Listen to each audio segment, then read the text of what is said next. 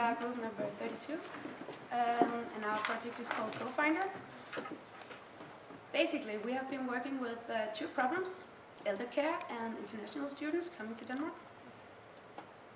The problem with elder care is that they are often lonely because their partner has died, and because of that they have a lack of social contact.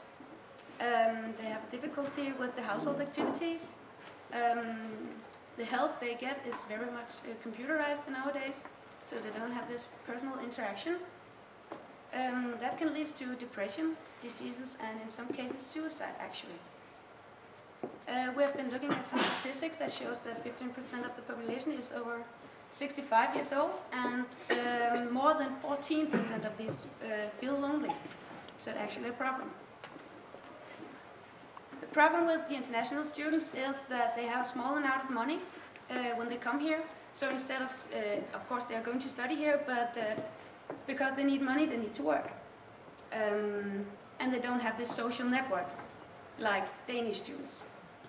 And we have about 4,000 international students here in Aalborg. So we have a vision saying helping people to stay part of the society.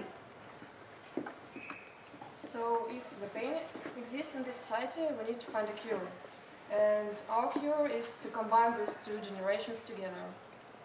Probably every one of you have heard about au pair, and this is kind of au pair for elderly people. Elderly people provide accommodation for students.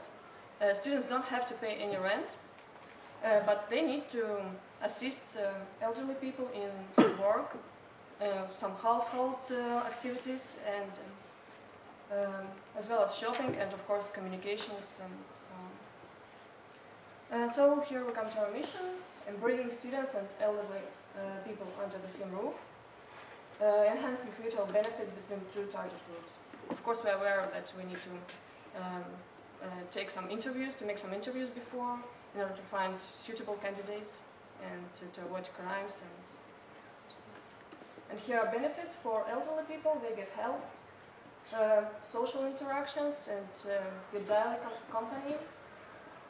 It can help them to build up a relationship, which in turn will reduce psychological stress, and of course they can learn about the culture of international culture, so learn some foreign language if they're interested in that. And students also can learn about cultures of Danish people, can practice their Danish language, and of course save money, as well as they get some social network, especially, which is very important in the beginning. Okay, so the profit. We are planning to start out as a non-profit organization and get funds, for example, from EU or from the state.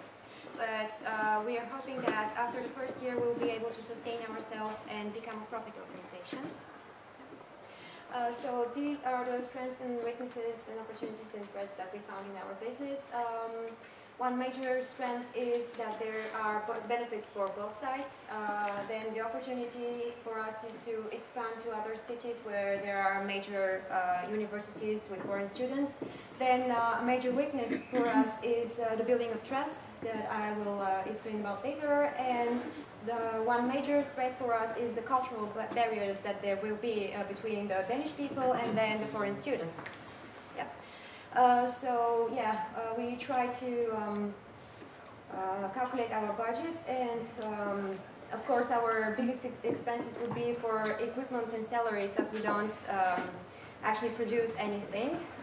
And for the first year we think that we'll need $1.5 million, but then for the second and third year we actually won't need that much money. Yeah.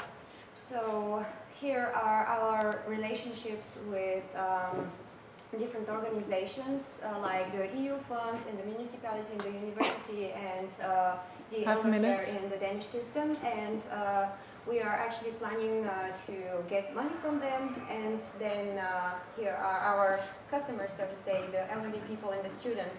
And the arrows between those the university and the students, and then the elderly union and the people actually shows that we are using those relationships to build trust for ourselves for those. Yeah.